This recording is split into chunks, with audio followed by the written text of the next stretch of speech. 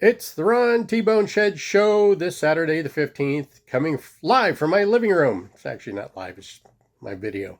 Hey, so I've been getting a lot of questions about Reynolds trombones, and I've got a couple videos already up about Reynolds trombones, but I'm going to go ahead and do an updated version now that will encompass more than just Reynolds. It will encompass Reynolds, it will encompass Roth, and it will encompass the Ohio Band Instrument Company, which are pretty much all the same company owned by the same three guys and every instrument made out of the same factory.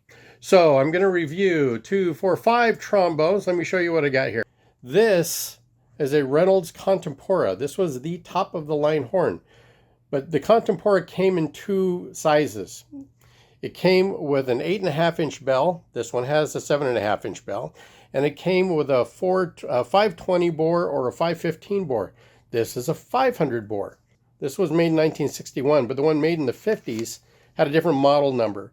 But when the Richards Music Company bought Reynolds, they basically changed the model convention. So this just became their TO11, which is their Contempora, with the special order of the 500 bore and the 7.5-inch bell. But it actually started off as a separate model number. Coming over here, we're going to step over. This is the Reynolds Professional. Now, this is a later model Reynolds Professional. The early ones were modeled more after King's. Why? Because F.A. Reynolds worked for King for 16 years and was one of their chief designers, and then he broke off and started his own company. So a lot of the Reynolds trombones have a lot of King DNA, H.N. White specifically, H.N. White DNA in them. Okay, so this one, as you can see, looks a lot like an Olds because he left the King design and adopted more of the Olds features, like the gusseted braces up at the top and the different uses of metallurgy. But there are some characteristic difference between this and Olds. They're not quite the same. This is from 1952. Now this one over here, you notice the R is reversed. This is the Emperor, the Reynolds Emperor. Okay, now specifically the Reynolds Emperor Deluxe, because it has the nickel silver bell flare. And this horn is probably a lot more like a contemporary trombone made today compared to all the others. The Emperor was pretty much considered, at least the way they marketed it, as an intermediate, which followed the Roth trombones.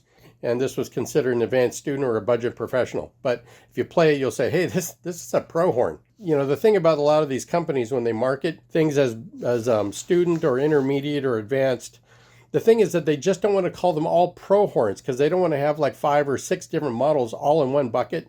So they basically decided to separate them out, though I do think it has something to do with the expense involved in making the horn. A lot of the horns made in the 40s and 50s, especially here with Reynolds and Olds, they're all pretty much professional grade horns. They were just marketed to different segments, and this was marketed to the intermediate segment, even though it's flat out a professional horn.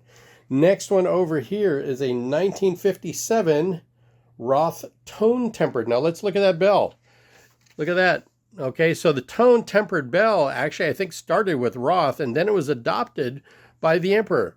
But this one's a late 50s, 1957, and this is not made by under the Reynolds brand or the Roth brand. This is made under the Ohio Band Instrument Company label. Okay, so this is the Roth tone-tempered trombone model 420. And you can see it shares the gusseted braces. The Emperor does not share the gusseted braces. It's the only one that doesn't. All the others do, if you notice that. And then the last one here is the Grenadier. You may or may not have seen this. It's basically this instrument without an R, but a G for the Grenadier. And if you look at it, also the gusseted braces, but mostly brass. Now, this was made also by the Ohio Band Instrument Company. This was positioned above the Regent, which was considered their student model, which was all brass. But the Grenadier specifically was designed for the market.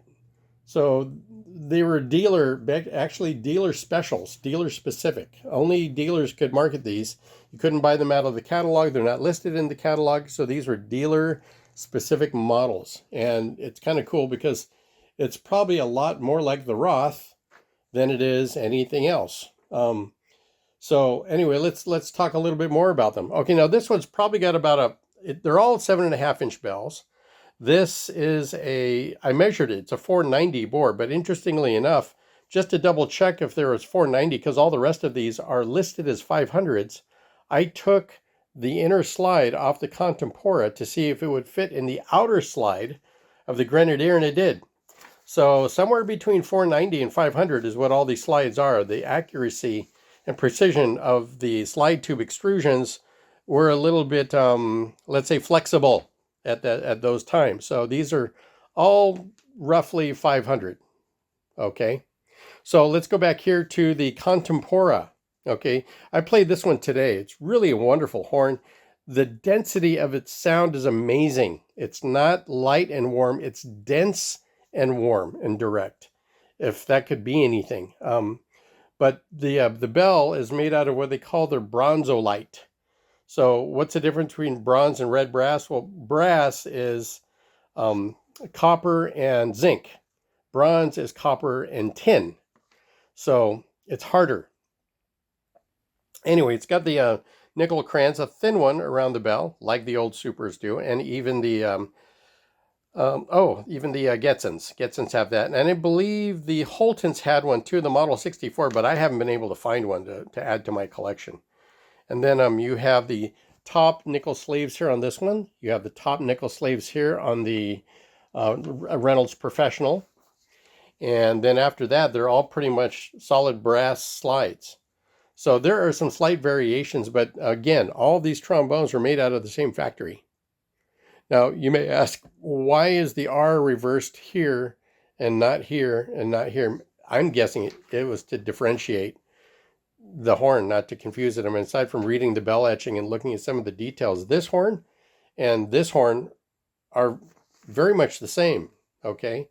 It's like taking a piece of this horn and a piece of this horn and making this horn, so which is the Emperor. But I'm going to go ahead and give you a toot on these after I give you some more details on it. So the Contempora, the T011, 500 bore, 7.5 inch diameter. The bell weight is 1 pound, 11.7 ounces, 11.7 ounces. The outer slide weight is 8.9 ounces, so relatively heavy compared to most slides today. The total weight of the horn, though, is 2 pounds and 14.7 ounces, so it's under, by just a hair, 3 pounds, which is a standard trombone weight even today.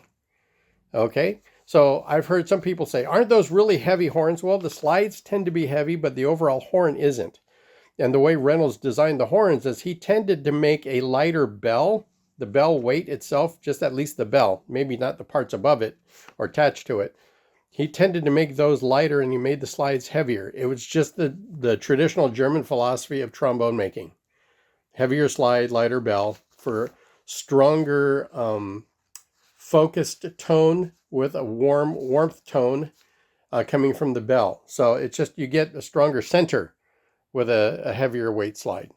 Okay, going on here to the Reynolds Professional. Okay, I didn't polish this one up like I did the others, but the Reynolds Professional, Model 70, 500 bore, 7.5 inch bell, 1 pound, 12 ounces is the bell.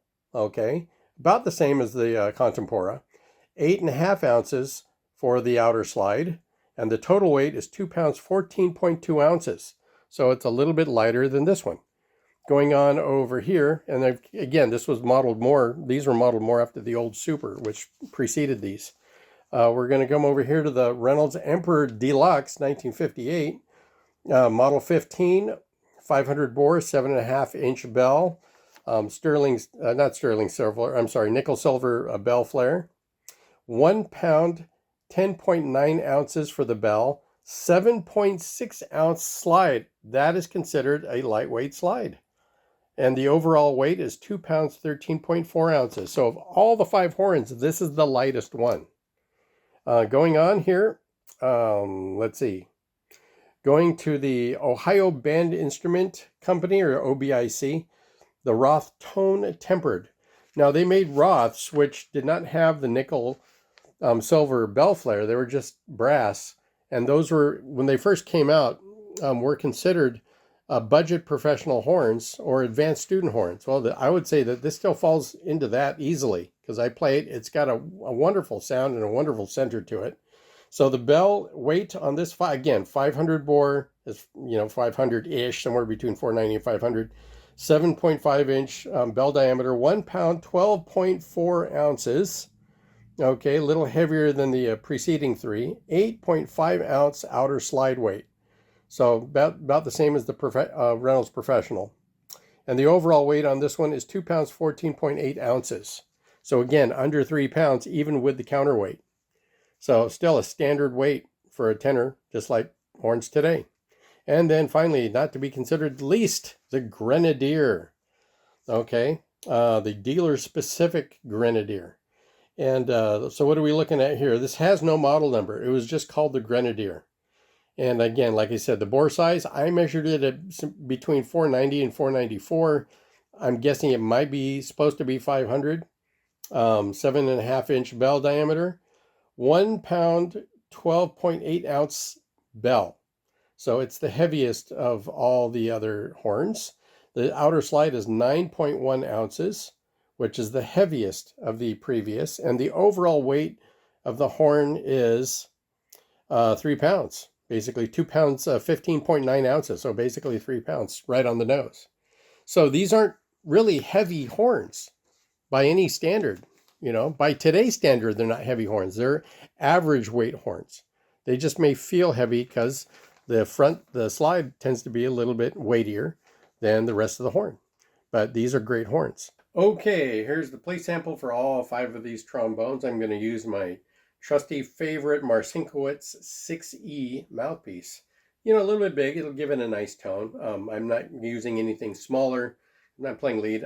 These horns also sound really great on a Vincent Bach New York 11, not 11C, and the New York 7. Those are my other 2 favorite mouthpieces. I got a couple Dennis Wicks too that I really like that are a little smaller, but I'm going to do something different. Instead of going down the line, I'm going to do like an athletic elimination. I'm going to start at the top and then go to the bottom and work my way into the middle. So here is the Contempora. I played this today, and when I said it has a really great density of sound, it's just the resonance is so contained. The bronzolite makes it, and you can tell it's a little bit dead, okay, warm, but it just feels like it's really well contained. So here, let me play a few things for you.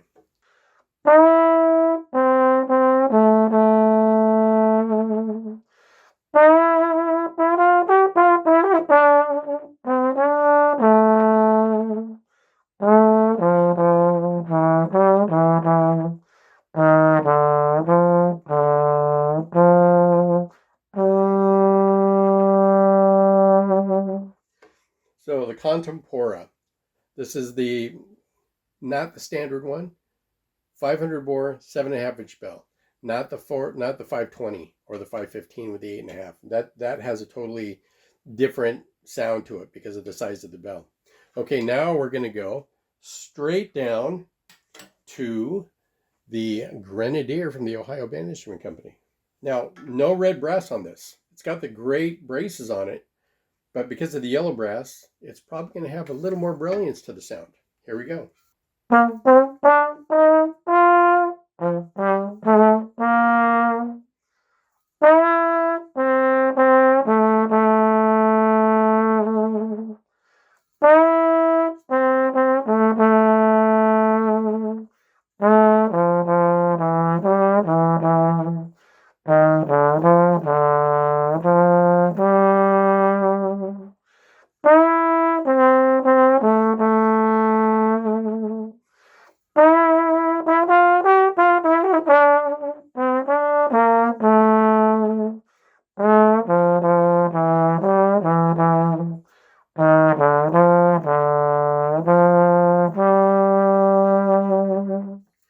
Still a really wonderful centered tone, warm too, but you can hear the brilliance of the yellow brass. It's just really great. These are all made pretty much on the same platform. And this is no less a great horn than any of the others, even though it's mostly a yellow brass with the solid nickel braces, 3 of them here. And each one of these has this wonderful brace right here. It's really thin. This is like a signature of the whole Reynolds Roth Ohio Band Instrument Company trombone build. Sometimes I'm very tempted take one of these off and put it on one of my supers or one of my old horns, because it's just a great brace right here. Going back up here, we're going to go now to the Reynolds Professional. And you can see the configuration here. Pretty much from the sleeves all the way up around the top of the horn is nickel. The slide all the way to the crook and the bell are yellow brass. Okay.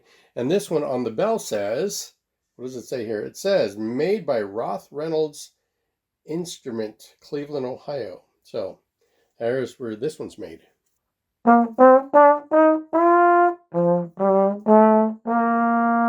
It's already warmer.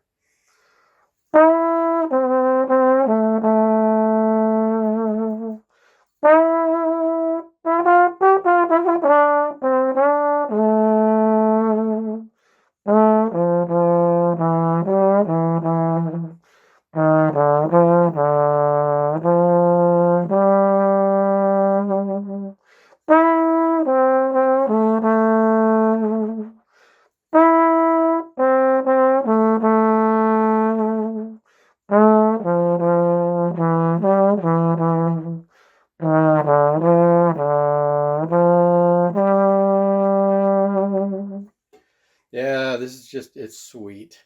It's warmer and a little more responsive than the other two I played, which had a much denser sound to it. This has a lighter, more spread sound to it, more contemporary actually in the way this feels and plays. The tone tempered, the Roth tone tempered. It says right here, Roth tone tempered, right across the bottom here. Ohio Band Instrument Company, Cleveland, Ohio. This one I had polished up. This one's in beautiful shape. So, okay, here we go.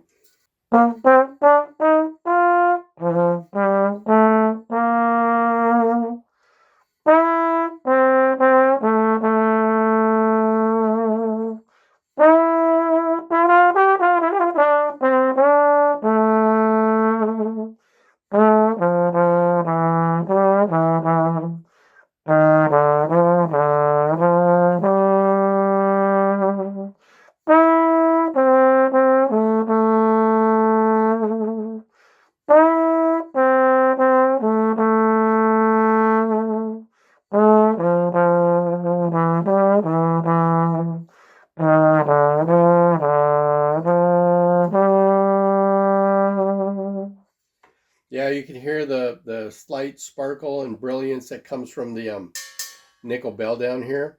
Not as warm as the other one, but still wonderful color. Very colorful sound on this horn. All right, going up to the next one. Now for the Reynolds Emperor. Arguably a professional horn, not an intermediate horn. Yeah. Okay, here we go. And the lightest. It literally feels like the lightest horn of the three.